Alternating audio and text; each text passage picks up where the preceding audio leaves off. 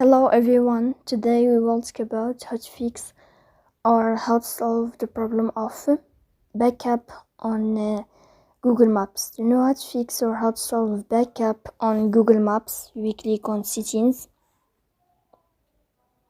In this page, you can click on apps, default apps, app settings. On above, you can search about Google Maps and you can click. Then you can click on first stop and you can click OK. After that, you'll enter to storage. Here you can click clear cache. Don't click clear data because that can delete your account. In the end, you can turn off your phone and you can turn on your phone again. So please don't forget to support us by like and subscribe. See you next time in another video and thank you for your attention.